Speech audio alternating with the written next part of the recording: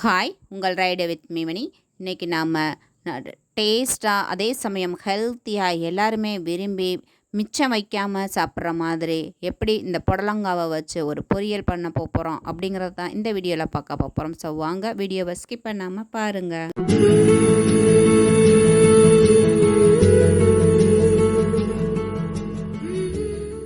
ஒரு கடாயில் எண்ணெய் ஆட் பண்ணிக்கிறலாம்.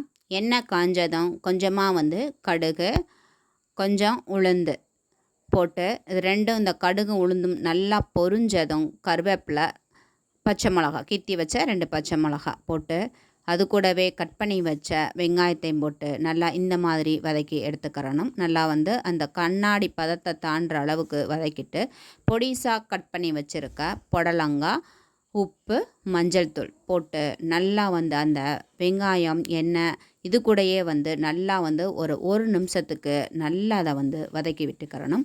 நல்லா வதக்கிட்டு இந்த மாதிரி அதோட அந்த பச்சை இருக்கிறது மாதிரி கொஞ்சம் வணங்கி வர்ற ஸ்டேஜில் நாம் ஏற்கனவே கடலைப்பருப்பு குக்கரில் வேக வச்சுருக்கோம். இந்த கடலைப்பருப்பு பார்த்திங்கன்னா எடுத்து இப்படி மசித்தோம் அப்படின்னா ரொம்ப மசியக்கூடாது. கடிப்பட்டு, அதாவது காயை எடுத்து சாப்பிடும் பொழுது பல்லில் கடிப்படணும். அந்த மாதிரி வேக வச்சுருக்கேன். அதை அந்த தண்ணியோடைய கொஞ்சமாக தான் தண்ணி இருக்குது. ஸோ அதோடைய இந்த காய்க்கு ஆட் பண்ணி ஒரு மிக்ஸ் பண்ணி விட்டுட்டு மூடியை போட்டு மூடி விட்டுடலாம். இது நல்லா குக் ஆகட்டும்.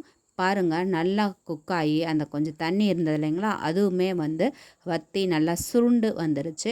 இப்போ கொஞ்சமாக துருவி வச்சுருக்க தேங்காய் துருவல் ஆட் பண்ணி நல்லா மிக்ஸ் பண்ணி விட்டுக்கிறலாம். தேங்காய் துருவல் போட்டதுக்கப்புறம் ரொம்ப நேரம் அடுப்பில் வைக்க வேணாம், அப்புறம் ரொம்ப ட்ரை ஆகிடும். ஸோ இப்போ காய் தயாராகிடுச்சு பாருங்கள். அருமையாக பார்க்கும்போதே அது அட்ராக்டிவாக செம்மையாக இருக்குது. அதே மாதிரி ஹெல்த்தியானது. எனக்கு புடலங்காயை பெரும்பாலான குழந்தைங்க அவாய்ட் பண்ணிவிடுவாங்க. ஸோ இது எல்லா சாதத்துக்குமே பக்காவாக இருக்கும். ஸோ நீங்களும் இதே மாதிரி ட்ரை பண்ணுங்கள். வீடியோ பிடிச்சிருந்தா லைக் பண்ணுங்கள். நம்ம சேனலை புதுசாக பார்த்தா மறக்காமல் சப்ஸ்கிரைப் பண்ணுங்கள்.